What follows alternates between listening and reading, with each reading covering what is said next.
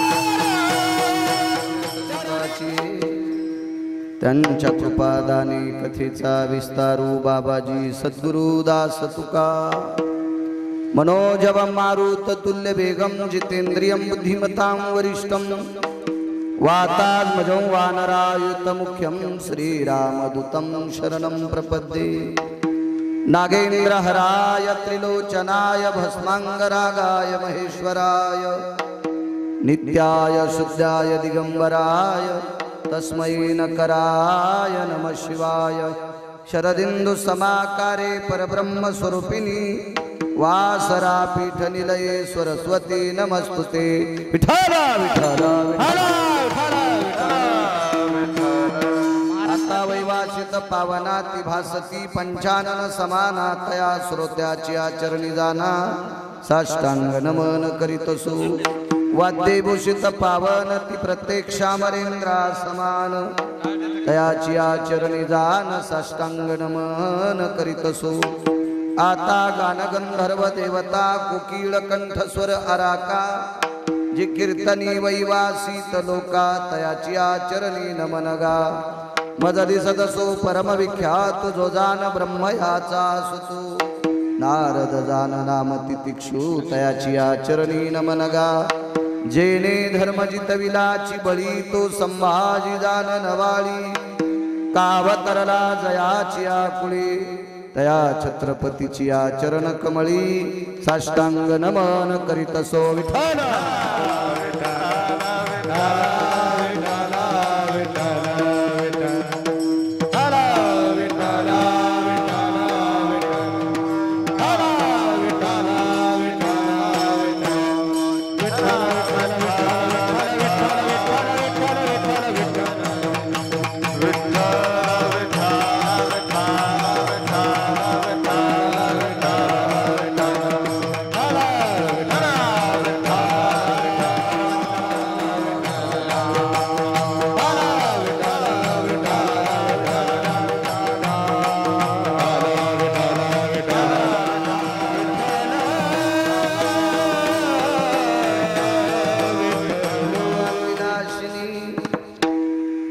जे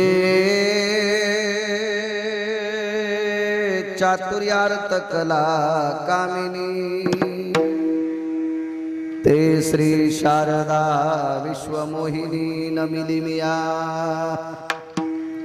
नदी दिव्य गोदा तटीचा विलासी सदा प्रिय जो सज्जना वैष्णवासी जया वर्णिता प्रेमात्यंत चित्ता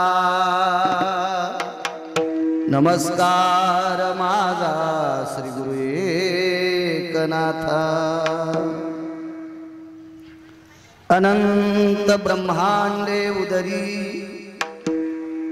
हरी हा बालक नंदा घरी नवल केवडे केवडे नकळे कानोबाचे कोडे प्रस्तुत प्राप्त प्रसंग निवडलेला अभंग भूषण विश्वाधिकार विश्वप्रिय चिन्मय स्वरूप असणारी अधिकार संपन्न साधू श्रीमंत श्री जगद्गुरु तुकोबाराय यांचा कालापर प्रसंगातील प्राप्त प्रसंगी निवडलेला अभंग विठाला विठाला विठाला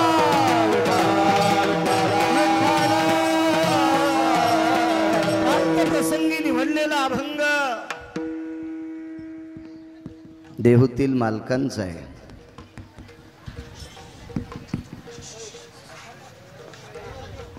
बोलू नका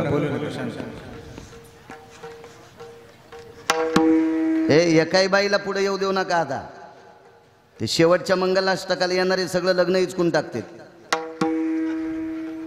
हो ना, म्हशी तुडील्यावानी आपलं सुरूच ठुत्यात विठाला विठाला विठाला.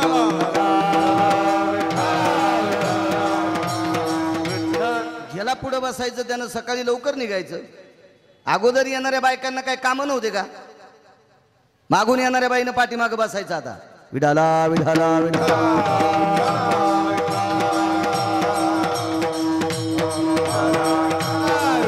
प्राप्त प्रसंगी निवडलेला अभंग माझ्या देहूतील मालकांचा आहे. आवाज करावं गोड, बेस कमी करायचा. गोड करा आवाज कडक.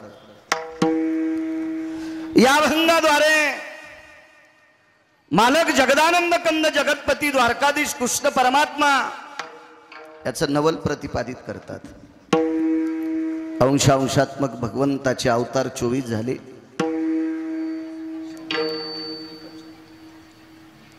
त्याच्यापैकी 2 अवतार पूर्ण आहेत आणि या 2 अवतारापैकी एक अवतार स्वतंत्र आहे. एक अवतार कर्जबाजारी आहे, ऋण येते अवतारात. ऋण फेडण्यासाठी अवतार आहे. ऋण फेडवाया अवतार केला, अवतार केला विनाशाला पराजे, अविनाशाला पराजे. ऋण फेडवाया अवतार केला,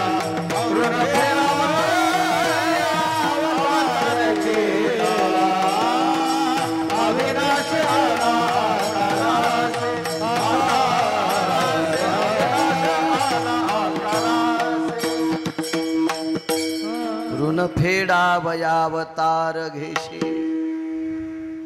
हे ऋणातून मुक्त होण्यासाठी, ऋण फेडण्यासाठी अवतार. नवलाचा अवतार तो द्वारकाधीश कृष्ण परमात्म्याचा अवतार आहे. नवल आहे त्या अवतारात.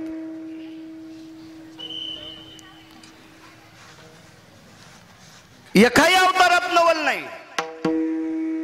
नवल फक्त या अवतारात. 7व्या अवतारात बऱ्यापैकी कामं करण्याची इच्छा झाली, पण करता आली नाही ती कामं. का नाही करता आली? की 7वा अवतार एका साधूनी जसं लिहिलंय त्या प्रत्ययाने चालत होता. बोलिला वाल्मिक तैसेची करी,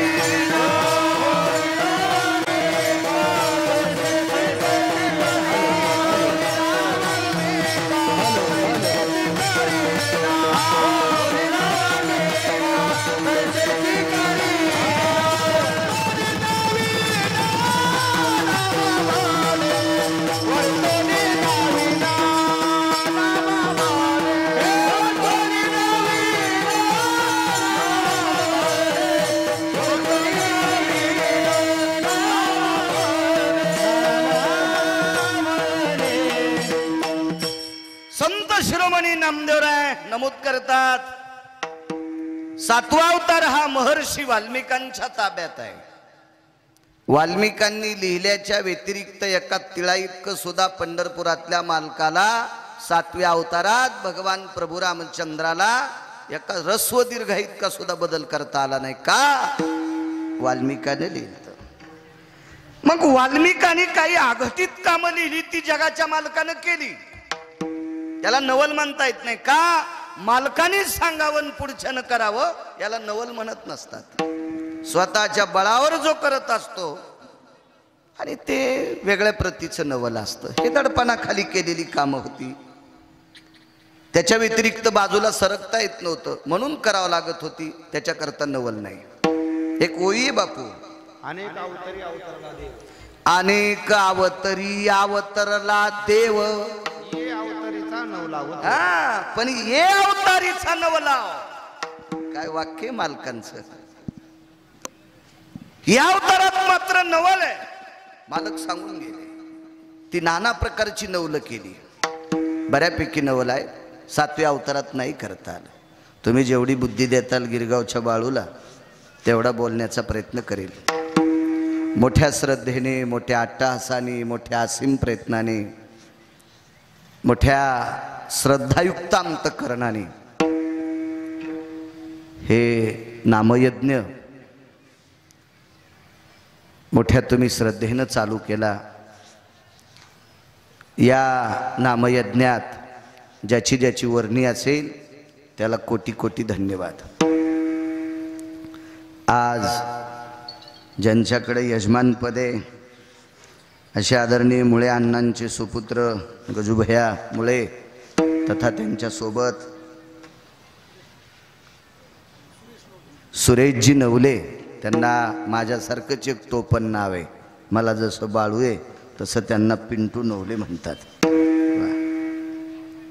या दोन्ही यजमानांना धन्यवाद. दोघांमुळे इथे येण्याचा योग आला.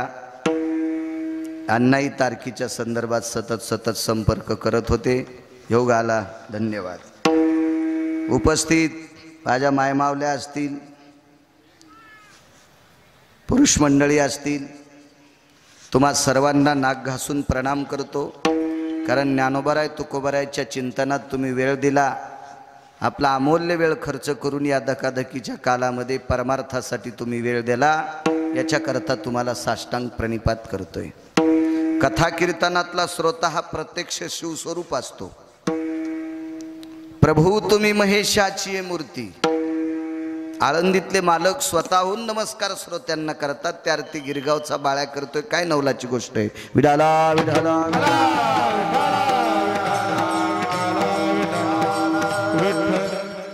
बऱ्यापैकी तरुण मंडळी एकत्रित आली. सरपंच आदी करून सगळे बऱ्यापैकी तुम्ही गजूभया तरुण मंडळ मध्ये मगाशी रूममध्ये मला भेटली मंडळ. मोठ्या लोकांचं, ज्येष्ठ लोकांचं मार्गदर्शन घेतलं. अण्णा असतील, हातपुते काका असतील आदी करून सगळेजण ज्येष्ठ मंडळी यांचं मार्गदर्शन घेऊन तरुणांनी भव्य दिव्य असा सप्ताह केला. याबद्दल तुम्हा तरुणांना पुनश्च धन्यवाद देतो. विठाला विठाला.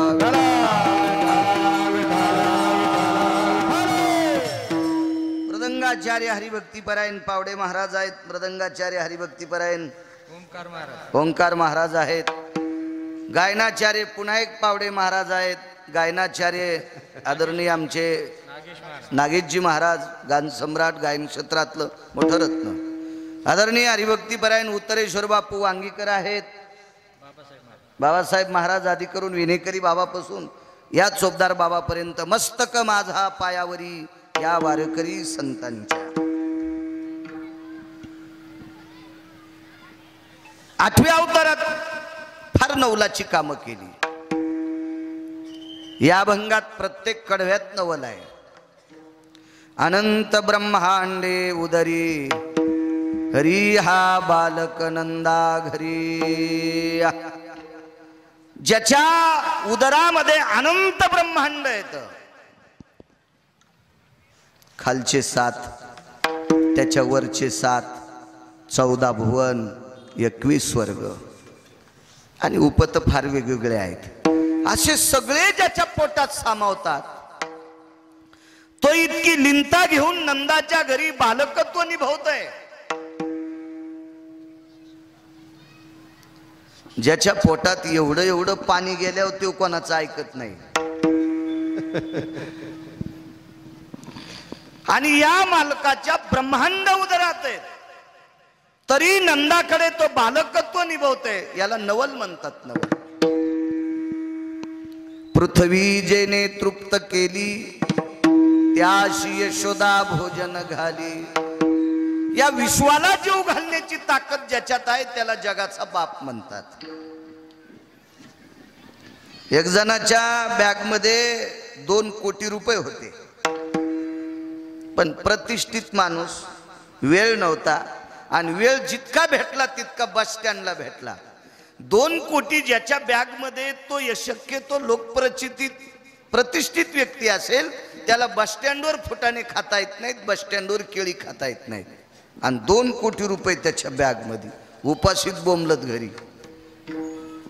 खाऊ द्यायचंय का न खाऊ द्यायचंय हेही त्याच्याच हातात आहे. सज्जनांनो, त्यानं मनात आणलं तर ते कोणालाही जीव घालतंय. शेतकरी लोकांना ज्ञान असेल जुन्या, ज्यांच्या पॅन्टीवाल्याला माहित नसेल. तुम्ही शेतकरी असताल गजू भाऊ, पण तुम्हाला कुठून तो अभ्यास? जुन्या धोत्रावाल्याला माहित असेल. ते सांगतोय पुढं. विहीर फोडत असताना 100 फुटाहून एक दगड निघाला खाली, 100 फूट खोलीत. कसा जीव घालतो मालक बघा ना तो. 100 फुटावर दगड निघाला खाली, मोठा टोळ निघाला. क्रेनने विहिरीतला टोळ तो बाहेर काढला, आणि बाहेर क्रेननं सोडल्याबरोबर त्याचे 2 तुकडे झाले. आणि त्या टोळामधून एक बेंडूक बाहेर निघाला. जुन्या लोकांना माहित असेल. मला सांगा, 100 ते 90 फूट खोलीवर जो दगड निघतो, त्या दगडातल्या बेंडकाला कोण जीव घालतोय? पाषाणाचे पोटी बैठला दरदूर, पाषाणाचे पोटी, पाषाणाचे पोटी,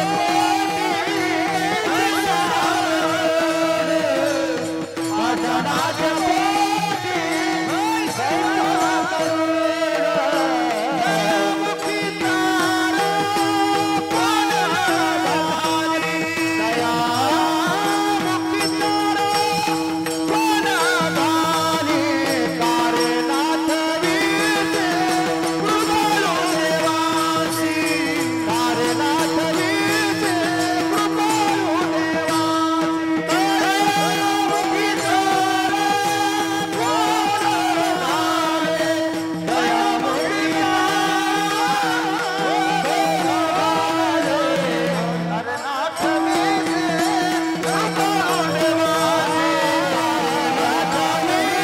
वीर कृपाळू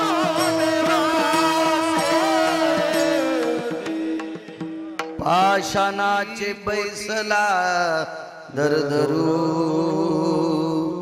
तयामुखी चारा कोण घाली.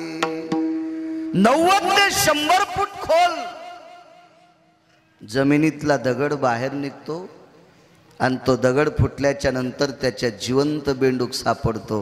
कोण जीव घालतंय? ही त्या मालकाची ताकद आहे. एक माहिती आहे तुम्हाला? आता मी वाटानं हरभरे पाहिले, चांगल्या जमिनीवरले हरभरे जळायला लागलेत. म्हणजे जास्त जेवण घातल्यावर बी हरभरे जळत आहेत. पाणी सहन होत नाही त्याला. मग कोणते जाळायचे तर कोणते जगवायचे हे पण त्याच्याच हातात आहे. बरं, त्याच्याच हातात आहे. पाणी कमी पडल्यावर केळी जळायल्यात, जास्त झाल्यावर बी पिवळ्या पडायल्यात. कल्पना करा त्याची जीव घालण्याची ताकद किती मोठी आहे. बाजूला डोंगर येत, आता नागनाथाच्या बाजूला या डोंगरावर चैत्र महिन्यात झाडं हिरवे राहतात. कोण जीव घालते? फुटती तरुवर उष्ण काळ माती, फुटती तरुवर उष्ण काळ माती, फुटती तरुवर उष्ण माती, फुटती तरुवर उष्ण माती. जीवनात यासी कोण आली,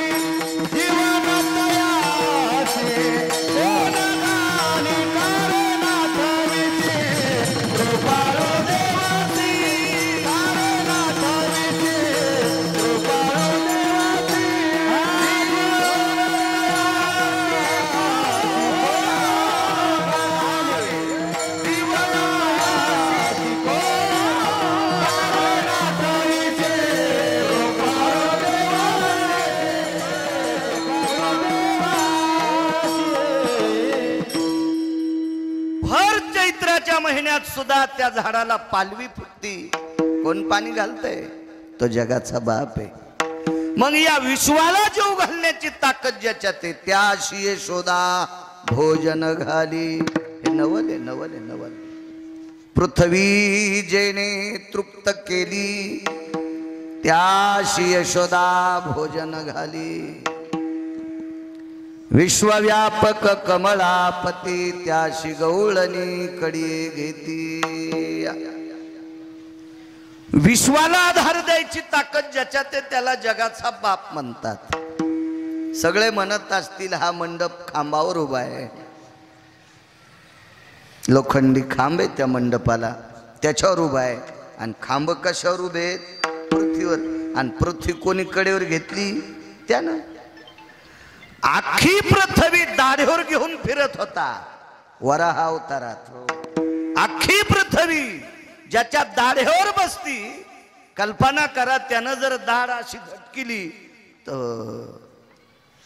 हत्तीनं कुत्र लोटल्यावानी होईल आपलं. पोत्रा होऊन जाईन, पोत्रा. लोटली नाही का त्याने एक दोन बाऱ्या किल्लारीत काय परिस्थिती झाली. मागे तिकडं पश्चिम महाराष्ट्रात एक गाव होतं. हा, काय झालं त्या गावाची परिस्थिती?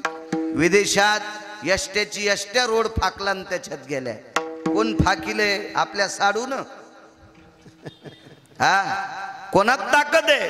ही सर्व सृष्टी झेलायची ताकद ज्याच्यात आहे त्याशी गवळणी कडी घेती. नवले नवल. तुका म्हणे नटधारी भोग भोगोनी ब्रह्मचारी. 16,108 पत्न्या येतात. आणि एवढ्या असताना ब्रह्मचार्याच्या यादीत आहे. किती नवलाची गोष्ट आहे. वेळा अपुरा आहे, 2 तासात सगळं सांगायचंय. साधा सोपा सरळ अभंगाचा अर्थ झालं कीर्तन. विठाला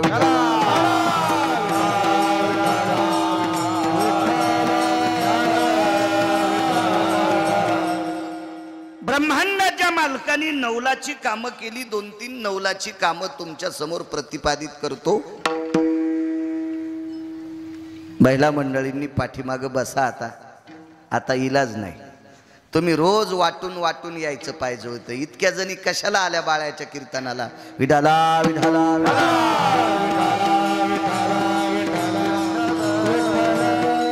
कोपऱ्यातले माणसं पुढं सरका 10-5 तुमच्या माग सावलीत बसतील.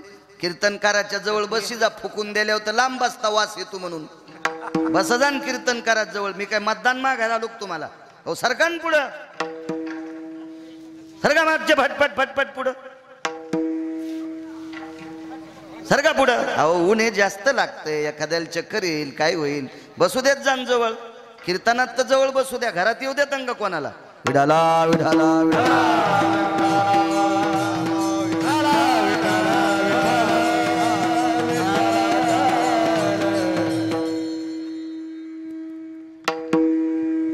भगवान ग्रामदैवत मारुतीरायाच्या कृपेने या परिसरातलं जाज्वल्य अधिष्ठान भगवान नागनाथाच्या कृपेने चालत असलेला हा दिव्य ज्ञानयज्ञ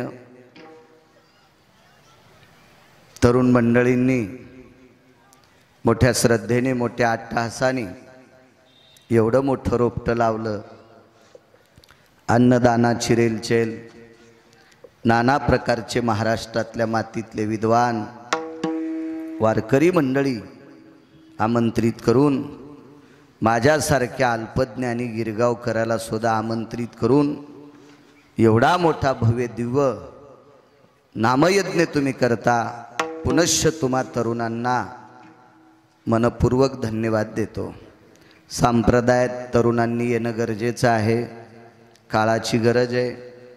धर्म हा जर उंच न्यायचा असेल तर तरुण परमार्थात येणं अत्यंत गरजेचं आहे. पुनश्च तुम्हाला एकदा धन्यवाद देतो. माझ्या अभंगावर येतो.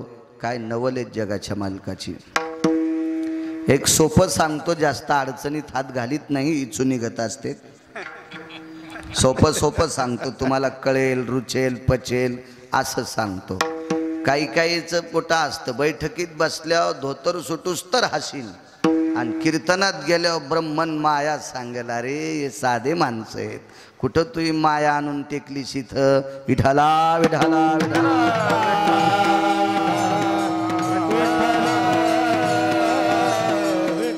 एक सोपी गोष्ट सांगतो, इथं बसलेला एखादा माणूस आहे का तो महिनाभर लुगडं नेसून तालुक्यात फिरू शकतो? आपल्याकडून 1 लाख रुपये त्याला नसले माझ्याकडे तर भीक मागून देईन, काय करायचं तुम्हाला? आहे का गजू भाऊ एखादा तालुक्यात इथं बसलेल्यापैकी? अख्ख्या तालुक्यात त्यानं महिनाभर लुगडं नेसून फिरायचं. फिरू शकतो का सातपुते काका? अय माऊली, फिरल का लुगडं नेसून माणूस? होय भया, फिरू शकतोय? नाही. पात्रता किती आपली? मी पण त्याच्यात आलो. 2-3 पोरं पप्याची माय जगवायची लायकी अण्णा आपली. आपली योग्यता तरी किती केली, तरी पण आपण लुगडं नेसून तालुक्यात फिरू शकत नाही. विश्व ज्याच्या ताब्यात आहे तो जगाचा बाप आहे. झाडाचं पान ज्याच्या सत्तेशिवाय हालत नाही. राहिली हमता मग मोठे, राहिली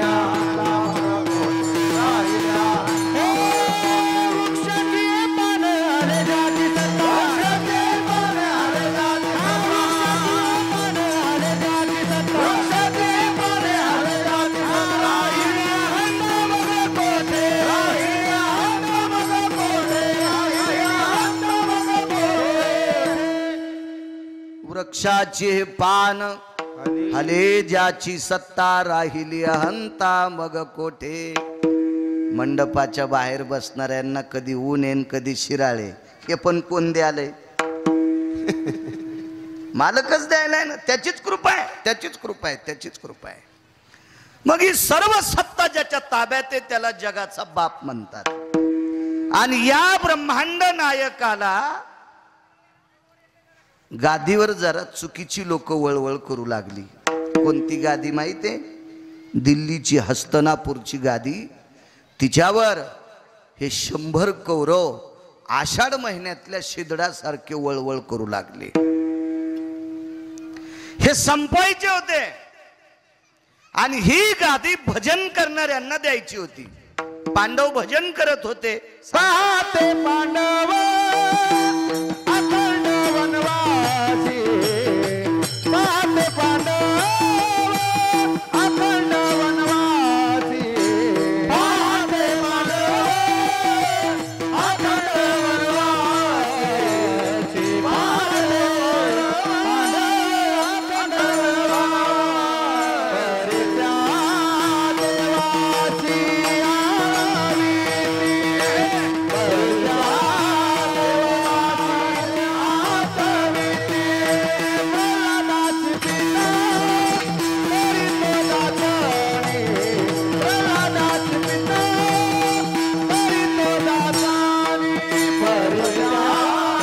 देवासी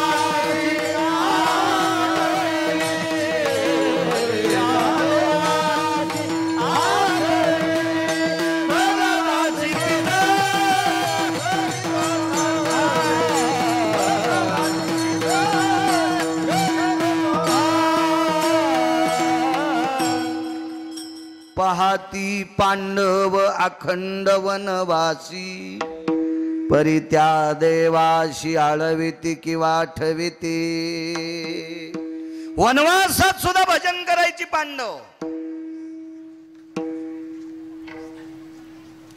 ह्याच्या पलीकडे सांगू, पांडवापैकी अर्जुन नावाचा भाऊ झोपी गेल्यावर त्याच्या अंगावरचे रोम भजन करीत होते. रोम रोम. कायान्वरुदत भयस्थितानां येन पार्था सविद्य जायते, नामने कृष्ण द्वैपायनां नैवं गिरगाओ कर लिखितम. झोपी गेल्यावर त्याच्या अंगावरचे रोम कृष्ण म्हणायचे बाबूरावांना. काय भजन असेल. मग अशा निष्ठावंत पांडवांना गादी द्यायची, पण ज्यांच्याकडून हिसकून घ्यायची त्यांच्याकडे ओरिजिनल लोक होते 7. इतके ओरिजिनल, इतके ओरिजिनल की त्यांच्या डोळ्यात बघायला सुद्धा पंढरपुरातल्याला लाज वाटत होती, इतके ओरिजिनल होते. भीष्म सामान्य असतील का? नागेश बुवा, कोणाला म्हणायचं भीष्म? एक जण म्हणला मी लग्न केलं नाही म्हणून भीष्म. येडपट आहेस तू. आधा कदा तुला पप्याची माय जगवायची कटाळा आलता म्हणून लग्न केलं नाहीस, असं कसं म्हणता येईल? कोणाला कशा उपमा देता येईल? कोणाला म्हणायचं भीष्म? 22 वर्षाचं तारुण्य बापाला दिलं आणि 95 वर्षाचं म्हातारपण स्वतःला घेतलं. इथं कोण्याही म्हाताऱ्यान पोराला म्हणा तू तरुण पण मला दे आणि मोह म्हातारपण तुला घे. जर नाही तुम्हाला पळाट्यात पोरायन फुकलत मला विचारू नका. म्हणा बरं पोरायला तो तारुण्य मला दे. देऊ शकतं कोणी? नाही. 22.5 वर्षाचं तारुण्य दिलं आणि बापाचं लग्न लावून दिलं. तितक्यान धकलं नाही पावडे बुवा. पोरीचा बाप इतका हुशार होता, ते म्हणला गादीवर तू बसशील, चंद्र सूर्य तोपर्यंत सिंहासनावर बसणार नाही. साधा त्याग आहे. लग्न करशील अजन्म ब्रह्मचारी राहील. माझ्या पोरीला राग आल्यावर मारशील, युद्धात तर प्रवीण आहे, पण स्त्री पुढे आल्यावर हातात शस्त्र धरणार नाही. ही एक प्रतिज्ञा. भीषण प्रतिज्ञा 4, उपप्रतिज्ञा 22, म्हणून भीष्माचार्य नाव पडलं. काय ताकद होती राजो. ते भीष्माचार्य त्या बाजूने होते. कोण? द्रोणाचार्य. द्रोणाचार्यांची कृपा पार्थाव झाली, अर्जुनाव झाली. तर औंड्यातल्या नागनाथ भगवंतानी अर्जुनाची पाठ थापटेली. पाठ. शाबास रे पठ्या. हो, भगवान शिवजीने अर्जुनाची पाठ थापटावा, भगवान शिवजीने अर्जुनाचं कौतुक करावा, भगवान शिवजीने अर्जुनाचा मोठेपणा गावा. मग अर्जुन इतके मोठे झाले. कृपा कोणाची? द्रोणाचार्यांची. आणि हे द्रोणाचार्य कोणीकडे होते माहिती? तिकून होते. तिकून होते कृपाचार्य. मला वाटते कृपाचार्यांचं चरित्र बऱ्यापैकी लोकांना अजून पत्ताच नाही. हाय बरे, तुला बी नाही पाहिजे पत्ता. जिथरोक तोंड पुरतंय तितकंच खाल्लं पाहिजे. विठाला विठाला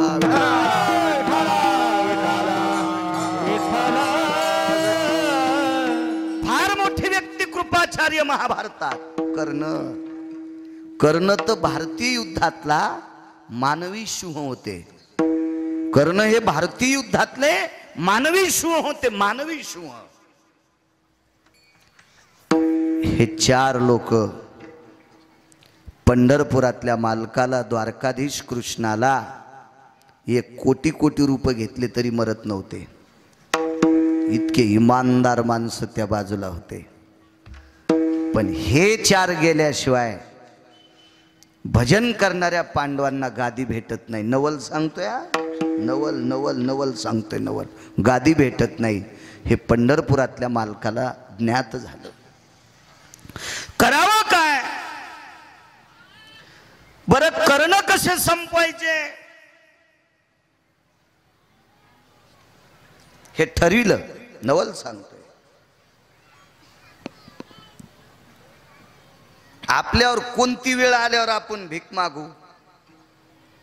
नाही. सगळे पैसे गिरगावकराचे गेले. एखाद्याच्या मशीद होईल पण भीक नाही मागायचा. मागू शकता का? भीक वेगळी मधुकरी वेगळी. याच्यातला फरक लक्षात घ्या. मागू शकता तिथं बसलेली माणसं? नाही. अपमान वाटतोय. मग आपल्याला हरभरे किती होऊ द्यायचे, हळदी किती होऊ द्यायच्या, ज्वारी किती होऊ द्यायची, गहू किती होऊ द्यायचे, हे ज्याच्या हातात येते. आणि हे कर्णाच्या दारात भिक्षुक्याच्या रूपात गेले.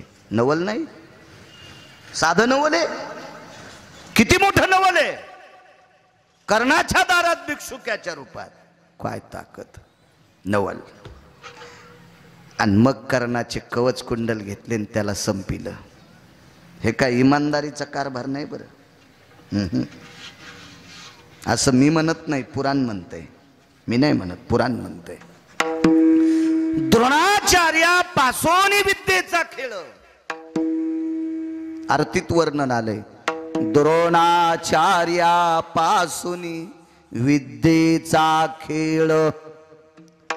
हो, पार्था प्रति गीता सांगे माधव. नवदोनी दिवसात वधिले कौरव. जय देव जय श्री पांडवा.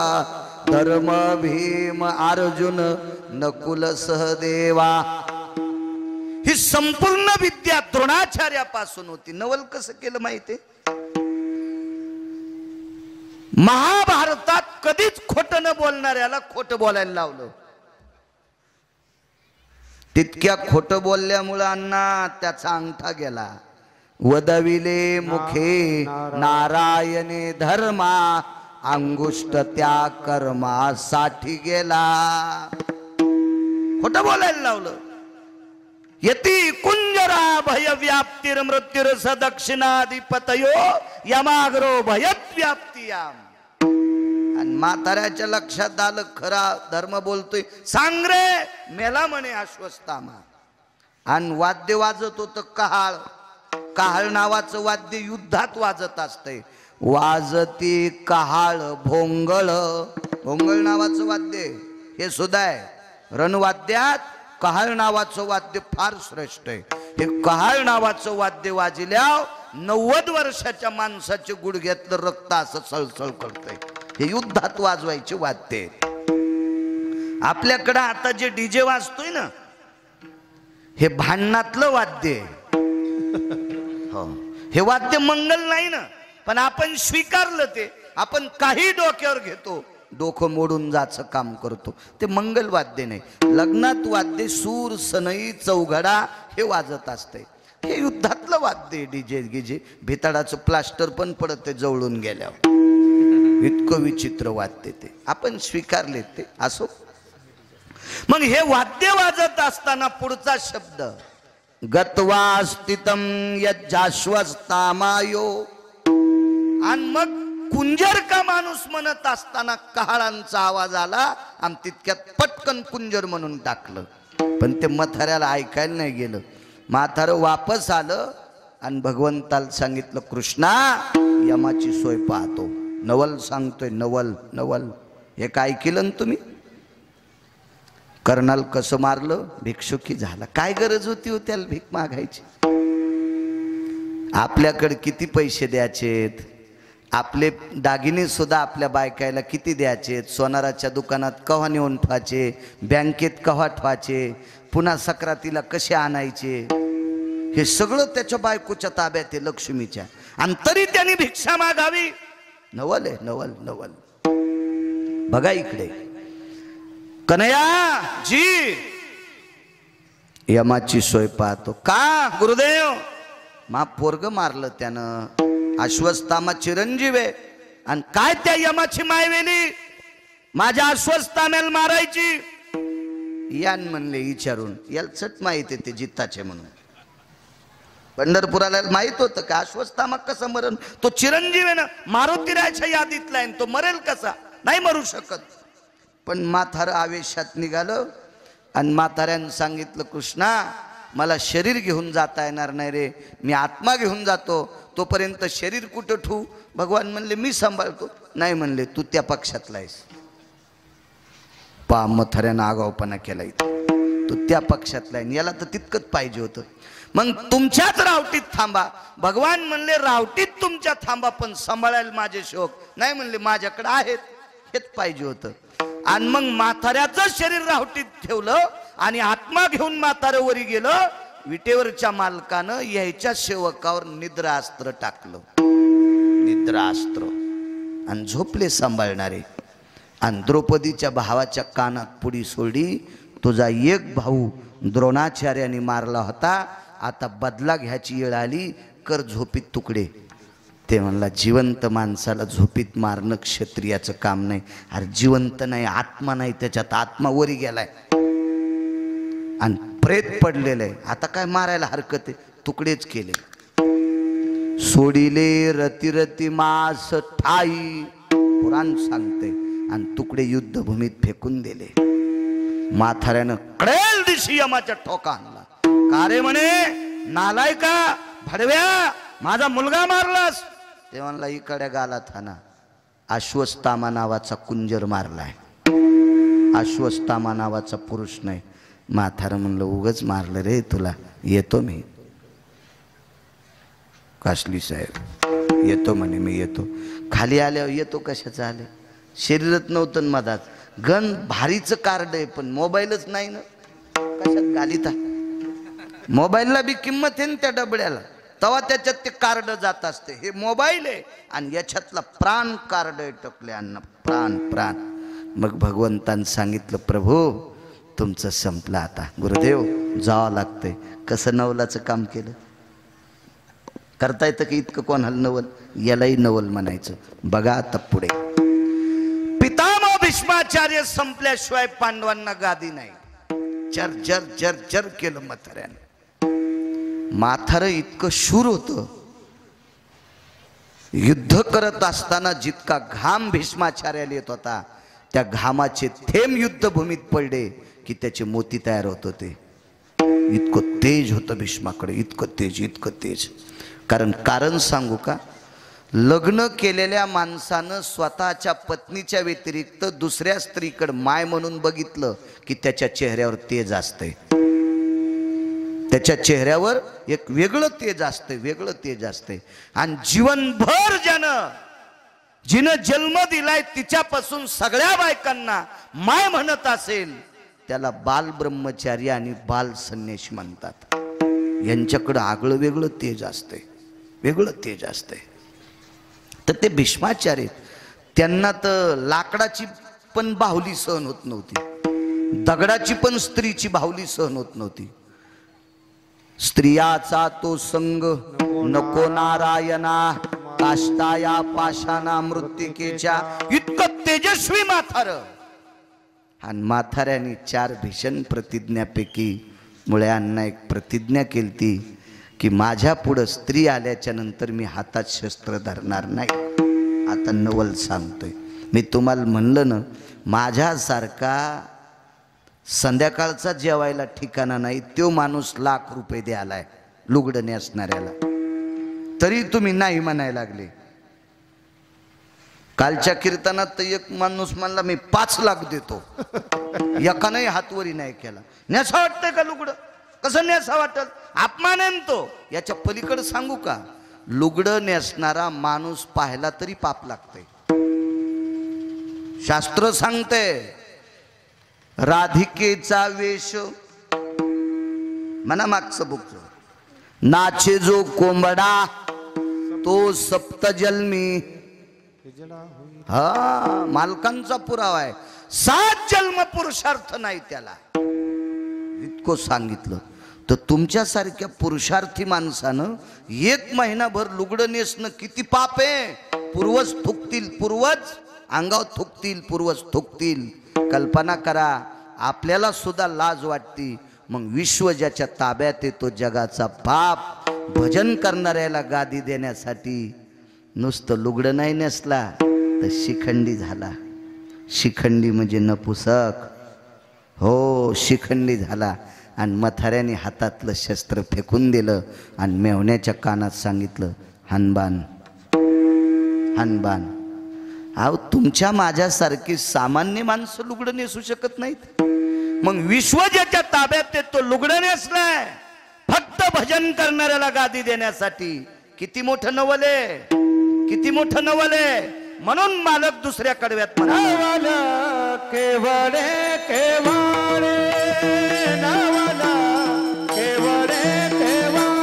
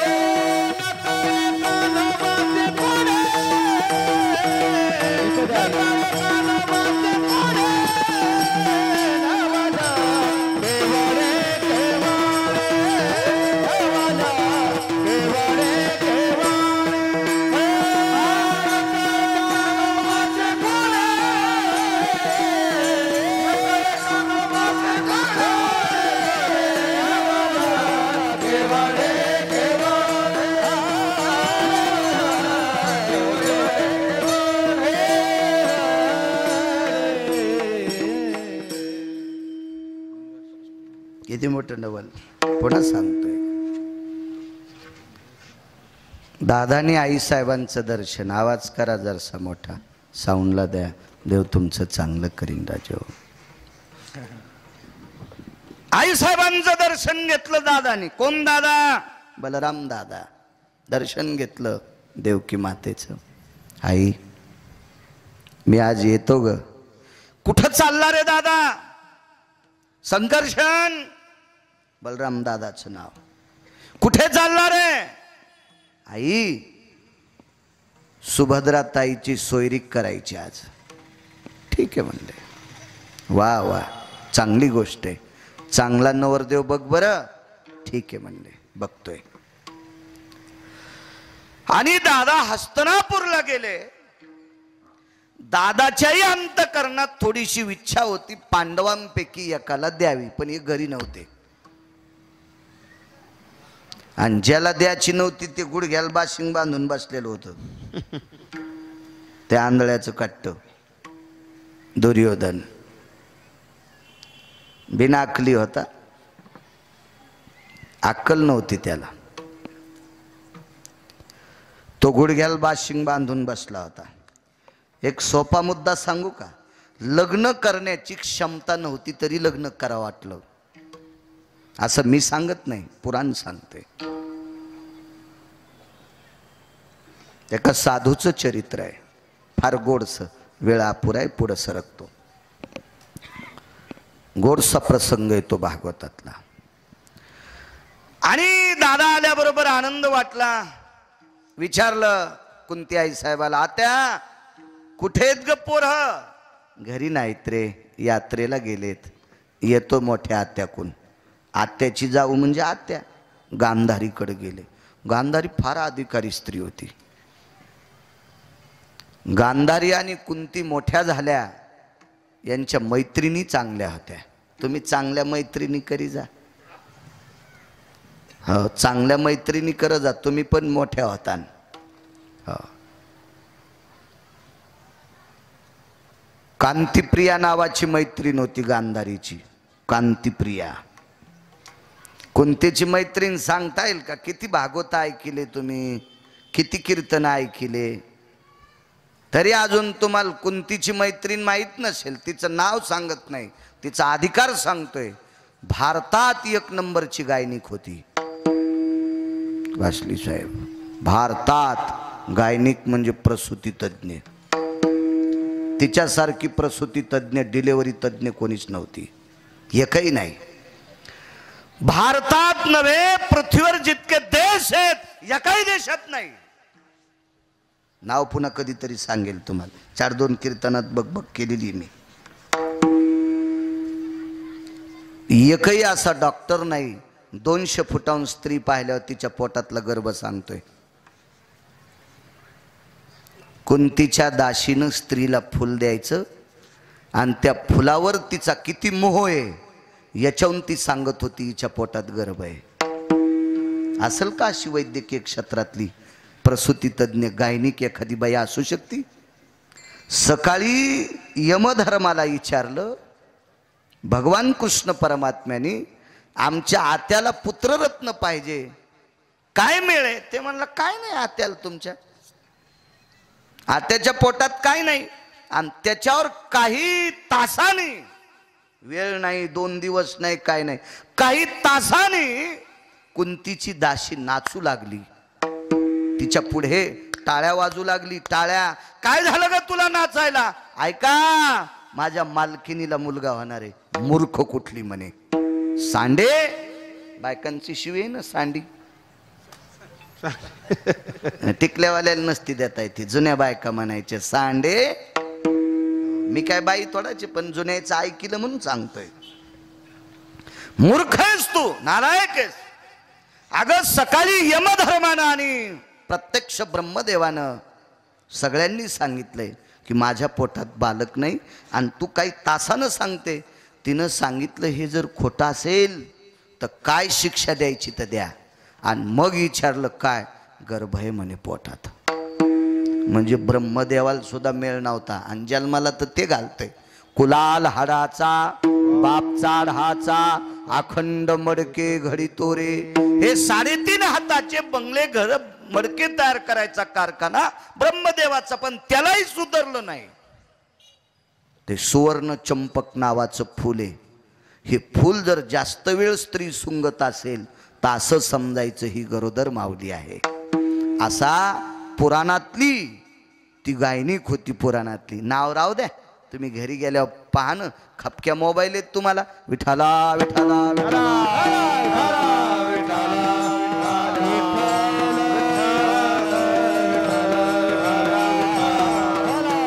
माणसाच्या सोबत माणसं चांगली असली की माणसं मोठे होत असतात. मोठे होत असतात, मोठे होत असतात. जेवायला बसल्यावर दुरण फुटका असावा का चांगला? अय पिंटू भाऊ चांगला. आणि फुटक्या दुरणात वरण टाकल्यावर चपाती येऊस तरच गळून गेला. कोरडीच खाची का कुत्र्यावर चपाती? मग जेवताना फुटके दुरण जमत नाहीत तर फुटके माणसं संग जमतील का? झोपीत येईल ना ते माणसायला. माणसं पण लिखित जमत नाहीत. पावरबाद माणसं पाहिजे सोबत. माणूस मोठा होत असतो चांगली माणसं सोबत असली की. हा, बायका 2 सोबत होत्या, गांधारीच्या 1 आणि कुंतीच्या 1. अधिकारी लोक. या गांधारीला दादानी प्रणाम केलाय. नवल सांगतोय, नवल प्रणाम केला. या बलराम दादा या या. बसायला टाकलं. कोणीकडे येणं केलंय? काही नाही आत्या, तुमच्या सुयोधन नावाच्या मुलाला, दुर्योधन नाही म्हणले, बहीण द्यायची. सुयोधन, सुयोधन नावाच्या पुत्राला आमची ताई द्यायची. बाबुरावांना आनंद वाटला हो गांधारीला. ब्रह्मांडाच्या मालकाची बहीण आपल्याला सून भेटायली सामान्य ताकद आहे का? आनंद वाटला आणि केली सोयरीक. पत्रिका ब्राह्मणानं लिहिली आणि पत्रिका मामाईच्या हातात दिली. दादानं पत्रिका द्वारकेत आणली आणि भगवंताच्या हातात दिली. पत्रिका पाहिल्याबरोबर नवरदेव धृतराष्ट्र सुपुत्र माननीय दुर्योधन टप टप टप टप टप टप डोळ्यातून पाणी आलं. रे अवघड आहे म्हणले. वाढवा ना आवाज, वाढवा. अवघड आहे म्हणे. पण दादाला नाही सांगितलं.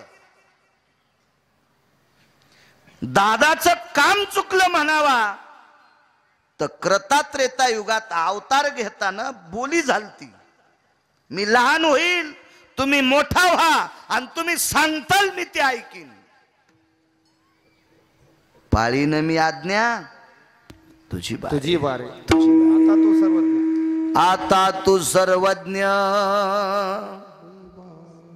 हा, तुम्ही मोठे व्हा आणि तुम्ही सांगताल ते मी ऐकन. आणि सोयरीक केलेली मोरड्याव इथं चिचकलन भाऊ, इथं चिचकलन. आता मग कशाची आज्ञा पाळणे? काहीच नाही बोलले. रडू का आलं?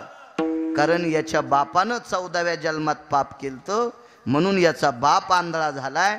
याचे 100ला 100 पोरं याच्या देखता मरणार आहेत आणि दुर्योधन त्याच्यात मरणार आणि आपल्या बहिणीला बुक्का लागणार. आणि अशा मेहण्याला बहीण कशी द्या वाटेल मुळे म्हणून रडू आलं. पण हुशार आहे. देव चतुर जाणून अंतर वर्त तसे. अति चतुर देव आहे.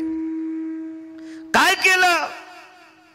पत्रिका तशीच चुरगाळली समुद्रात फेकून दिली आणि रथात बसून पांडव कुठे आहेत लक्षात घेतले तर पांडव पुष्करला होते. आता जिथं ब्रह्मदेवाचं मंदिर आहे पुष्करला तिथं पांडव होते. आणि सापडलं पांडवाला.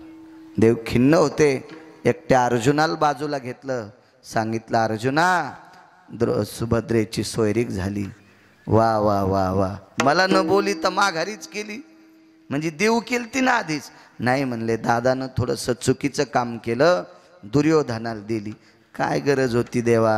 एक तर मला देऊ केली, मला नका का देईनत, पण आमच्या गावात तर नव्हती द्यायची. हे किती अवघड गोष्ट आहे. तर भगवान म्हणले, पार्था, दादानं जरी दुर्योधनाला दिली असेल तर मी पत्रिका फेकून दिली, मला तुला द्यायची. काय काम आहे म्हणले. अहो असाच आमचा इस्तू आडवा जात नाही. इतका वादिवाद. आणि त्याची सोयरीक मोडून मला पोरगी दिल्यावर ते का आम्हाला जगू देतं का? राजपुत्र आहे ते. नवल सांगतोय नवल. भगवान सांगतात अर्जुना तुला संन्याशी व्हावं लागतं कडे. संन्याशी. अर्जुन म्हणले देवा तुमची बहीण मला देऊ केली ती देईनत नका देईनत पण दुसऱ्या का भारतात नाहीत का? करीन ना मी एखादी सोबत. आणि संन्याशी झाल्यावर मला कोण देईल? म्हणले संन्याशीच व्हायचं आणि लग्न तर सुभद्रेशीच करायचं. त्वा संन्यासी होऊन जनी चोरोनी नेली माझी भगिनी नैवम गिरगावकर लिखितम. भगवी लंगोटी लगेच जटा गिटा लावल्या दुसऱ्याच अशा वाढत असतात का इतक्या लवकर? ह्या जटान दाढीन गिढीन असा आयटीतला संन्याशी मंदिरात बशील. ओळखीच्या लक्ष्मी असल्यामुळं पटपट नाव घेतलं. भुलल्या बायका. महाराज लय विद्वान आला म्हणजे. मग दादाही भुलले. चमत्काराला नमस्कार कोणी बी करतं, कोणी करतं नमस्कार. साऱ्या गावात चर्चा. म्हणले काय विद्वान महाराज. माणूस पाहिला कित नाव घेतो. दादा म्हणले जेवायला बोलवा. भगवान म्हणले दादा ज्या महाराजाचं मागचं पुढचं काही माहित नाही का त्याला मंदिरातच गुलाबजामुन खाऊ घालायचे. अपरिचित माणसं कशाला घरी आणायचे? दादा म्हणले तुला कळतच नाही. खरंच कळत नाही. आणला कोणी महाराज? पण सांगितलंच नाही, सांगितलंच नाही. मग दादाच्या म्हणण्यानुसार महाराज आणले तर महाराज म्हणले मला लग्न झालेल्या बाईच्या हातचं जमत नाही. असेच महाराज होते. दूध नरोटीत पेत होते आणि चपात्या ताटात खात होते. दूध कशात पेत होते? नरोटीत. आणि चपात्या चुरून कशात खाईत? परातीत. नाही परातीनच हाणायला पाहिजे का? मग असे या संप्रदायात नाटक जमत नाहीत. मी काशीहून आलो, मी कपात चहा पेत नाही, बुटात पेतू का? कप कशाचा आहे? मातीचा. सर्व पात्रान पवित्र यो मृत्तिका पात्र पवित्र यो. सगळ्या पात्रात जर पवित्र कोणतं पात्र असेल तर मातीचं पात्र आहे. हो. वास्तुपुरुष 5 कोटीचं घर बांधलं. वास्तुपुरुष सोन्याचा. तुला कशात? बोळक्यात.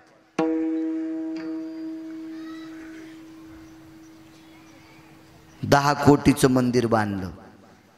कळस सोन्याचा. कळसाला स्नान कशानं असतं बापू? 81 बोळके मातीचे. हो मातीचे. बाईला नवरा किती श्रीमंत असावा? भक्ताला देव जितका प्रिय पतिव्रते जैसा. आणि बाईला नवरा देवा इतका, भगवान शिवशंकरा इतका आणि विटेवरच्या मालका इतका आपल्याला नवरा मोठा असावा त्या बाईला. त्या बाईला तरी पण त्याचं वाण कशात द्यायचंय?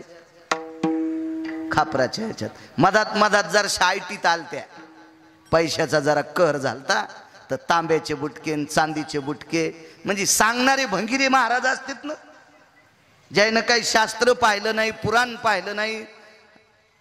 अब्जानं श्रीमंती असू द्या, कुंटाला सोनं घरी असू द्या, पण संक्रांतीच्या दिवशी सुगडं मातीचा असावा. हा पुराणाचा सिद्धांत आहे. आणि पुराण देहूतल्या मालकानी पाहिले. पाहावे पुराणी विचारोनी. देहूतल्या मालकानी प्रसिद्ध अंतकरणात ठेवलेलं पुराण, याला तुम्ही काय डावलता? हे पात्र मातीचं असावं. ज्यानं ज्यानं लग्न केलंय त्यांच्या लग्नात एक विधी असतो. एका मातीच्या बोळक्यात सुगड्यात हळकुंड आणि सुपारींवरून कपडा आणि कानात वाजिते देव बाप्पा. सगोत्रे भिन्न गोत्रे गोत्रे भयस्थितायाम यावतम सर्व गोत्राना सलग्ने सजायते भार्यास पिंडायाम सव्रत सदस्थिता. हे काय गांजा फुकेन दिले का? हे 27 वर्षापूर्वी डाटा झालता मेमरी कार्डात. आता करीत नाही मी ते. 27 वर्षापूर्वी करीत होतो. मेमरी कार्ड लय जीबीचं आहे ना, म्हणून तो मोबाईल साधा वापरतो. विठाला विठाला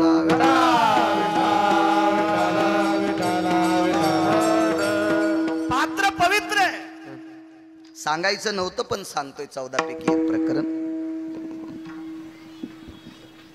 नुसत्या भारताचा नाही, 5-25 देशाचा जरी मालक असेल बाबूराव अण्णा, तर तो मेल्यावर त्याचा इस्तू सोन्याच्या गुंडीत नेत नाहीत,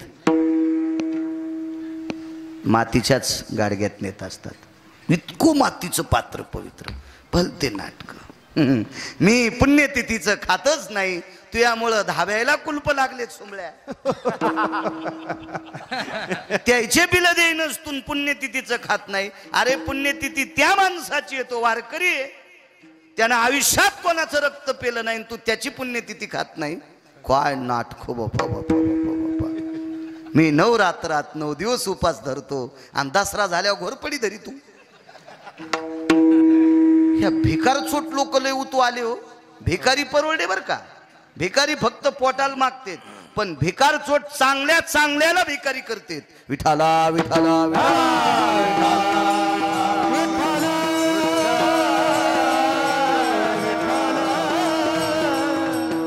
दादानी बोलवलं आणि रात्रीच्या वेळेला सुभद्रेचं हरण केलं. नवल सांगतोय, राजे हो, इतक्या सोप्या गोष्टी नव्हत्या. दुर्योधनाची सोयरीक मोडून अर्जुनाला सुभद्रा देणं इतकी सोपी गोष्ट होती, पण कसा काट्यान काटा काढा बघा.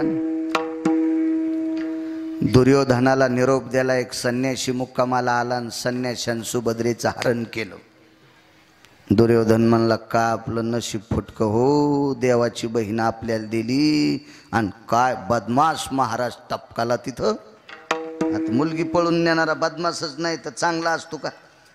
तितकं म्हणीनच नाही, याच्यापेक्षा घाण शब्द वापरला, पण माझे अजून जास्त केस पिकले नाही ह्या पुढे आता, म्हणून तो शब्द सांगत नाही. 20 वर्ष जर पंढरपुरातल्या मालकानं वाचिलं ना, तर ते शब्द बोलायला पण भेणार नाही. विठाला विठाला विठाला.